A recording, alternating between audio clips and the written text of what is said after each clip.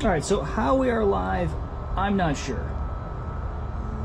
But you know what? We're good to go, so let's just make this thing happen. Give me just a moment. That worked a lot faster than I thought it would. So I'm not even ready. So just give me about 3 minutes, and we're gonna go walk around here. How did that work like that? Oh, when your efficiencies have become more efficient than you actually are. All right, so today we're going to be working with a really weird lens here. Some people love it, some people hate it. If everybody collectively hates it, I am prepared to switch back to the other lens and make people's life a little less, I guess, fish-eye. So give me just a moment. Get everything squared away here. Oops, sorry.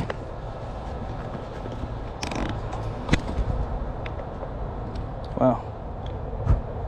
Things are super efficient. Oh, come on, camera. You guys are getting my entertainment here as well.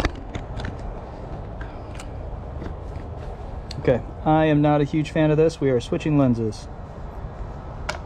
The cameras are spying on me. All right, hold on just a second.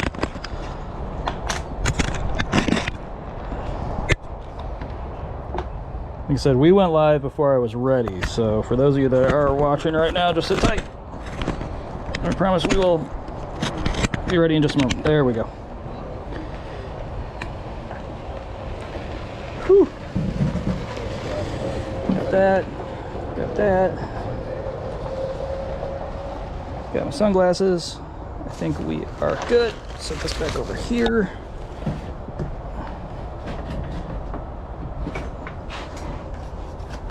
And we're off. Okay.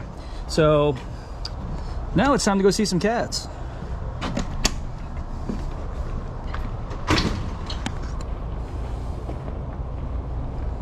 Yeah, I bought that new lens thinking that GoPro had their stuff sorted out as far as how it looked, and they didn't. I'm a little upset about that. All right, so this lens, way better. Collective vote, I like it. We'll stick with this lens for this walkabout. All right, guys, so if you're just joining us, we have some rules and things that you should know. Welcome to Big Cat Rescue. We are in Tampa, Florida. We are a GFAS accredited sanctuary, which means that we do not buy, breed, touch, sell, trade any of our cats. This is their forever home. Think of us like a retirement home. We take cats from abusive situations and we give them the best possible life that we can for a cat that has been subjected to living in captivity. Now, before anybody asks as to why we can't let any of our cats go, all right, I like this better, way better. Okay, good. We'll just stick with that.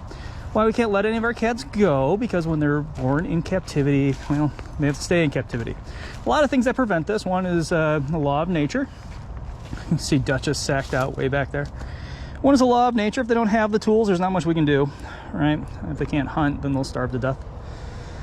The other is that if their customers giving them food, they'll still come to humans for food, and eventually they'll probably be put down as a threat. In addition to that, there's also a lot of laws that state that we can't do that.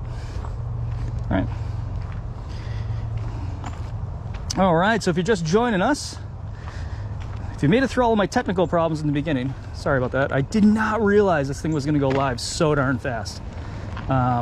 It just kicked on and boom, we're live. Usually there's like 5 steps, but apparently I hit a step this morning, or a switch, that just made it all work. So here's what we're gonna do. We're gonna hit little cats first. We're gonna get over to big cats. I'm gonna tell you some stories as we go on through, or better yet, Howard on our audio will tell you some stories as we go on through. And there we go. Now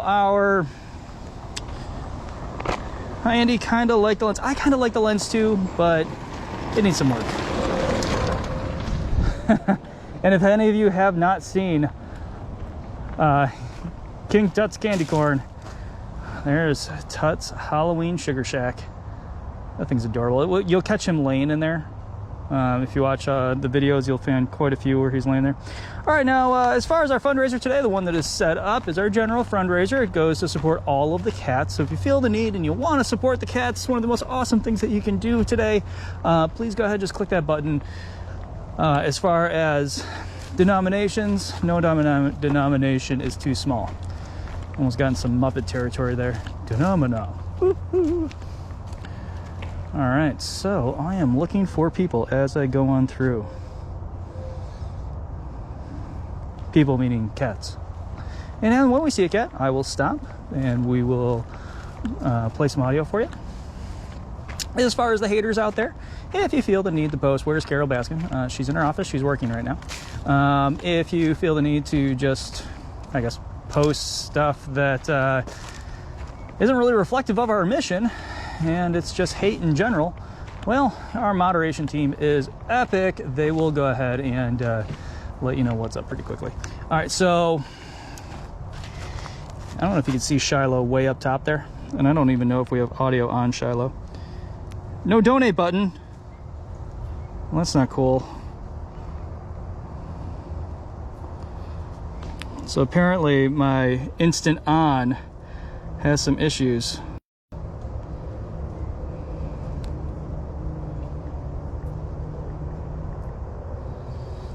Well, I can't go back and just add it right now. So what we're gonna do is we're gonna go forward, and if there's no donate button, then I guess some of you will just be subject to coming on over to our YouTube channel and seeing the awesome sauce of the Caturday walkabout. So do I have any audio on Shiloh? I do. Shiloh is a male bobcat born in 2008. He came from a failed facility in California in 2019, and at 35 pounds is the largest at cat rescue. Handsome bobcat is the most relaxed that's coming from this. He is very food motivated, is always waiting in his lockout for breakfast, his of day. Shiloh also loves enrichment, which is a program of giving treats and other objects to give the cat's mental and physical stimulation. Like his domestic cat brethren, one of his favorites is fresh catnip. He is also a very vocal bobcat. He makes many cute chirps and cat noises. He also loves to come out during meds time to see if the meds person just might have a treat for him. Alright, so if it's skipping or it's weird, the reason is that I'm running off of a different network right now. Hopefully it'll get better.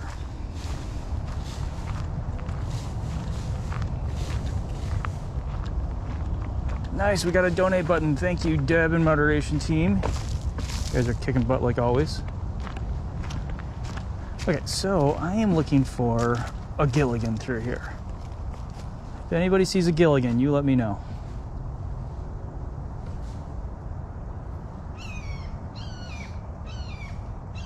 Yeah, we heard that about the tiger at the zoo, and that's one of the reasons that we all wear masks here. Is because these larger cats, we haven't heard much about smaller cats, but the larger cats are subject to getting COVID-19. So we keep our masks on around all the large animals. We try to keep them on around each other too. All right, I'm not seeing a Gilligan.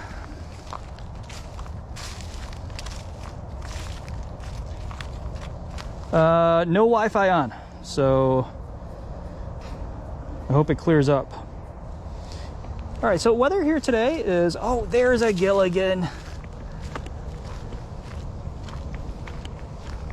What's up, man? All right, so Gilligan is down underneath his ramp. There we go.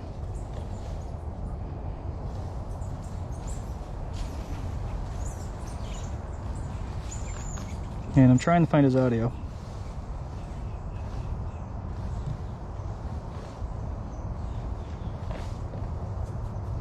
Gilligan is a male Canada lynx. Approximate date of birth, January 1st, 2007.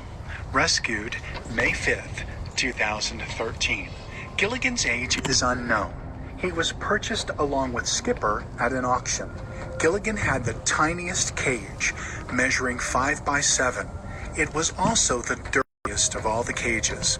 The mud floor was not mud, but feces covered with a sprinkling of straw. It appeared as though Gilligan had tried to keep much of his waste confined to one area on top of his plastic doghouse. He had perched atop the house day after day to defecate. The large pile of feces cascaded out the side of his cage. It was clear that his cage had not been cleaned in several months. Strewn about the cage were bits of meat, bones, and fur. The doghouse was too small for Gilligan to fit in, and other than a small child's play picnic table, he had nowhere to escape the weather. He was forced to sleep in the open and surrounded by filth. Because Gilligan's cage was so small, there was not enough room for big cat rescuers to enter it with nets and a crate. So using wire that they had brought, they constructed a secondary enclosure to the door and inside placed the crate filled with soft, dry hay. Gilligan was unsure about this new crate, and despite its appeal of warmth and dryness, he refused to enter it. He was left to contemplate entering the crate on his own, while big cat rescuers moved on to try and catch Skipper. After Skipper was captured and carried to the big cat rescue trailer, Gilligan had still refused to enter the crate. With no other options, he was sedated with a blow dart. He quickly fell asleep, and Dr. Justin did a full exam. After the exam, he was gently placed in the crate and given the reversal agent for the tranquilizer. When he awoke, he was in a soft bed of hay, being loaded into the trailer for his long trip back to Tampa. Gilligan seems absolutely blissful in his new enclosure. In his first days, he constantly sniffed all around, soaking in the fresh air. He was also quite amazed with the wildlife that abounds at the sanctuary, from cardinals to lizards to squirrels. He is very observant and intently watches as they flit and scurry about. And so there is the story of Gilligan. Waves to Facebook, everybody. Hi, Facebook. All right, so we got some leaf cleanup going on here. And today is gorgeous. So as far as sending weather up north, ooh, man, Dawn. Oh, Dawn replied to Dawn. All right, so Dawn's talking to herself.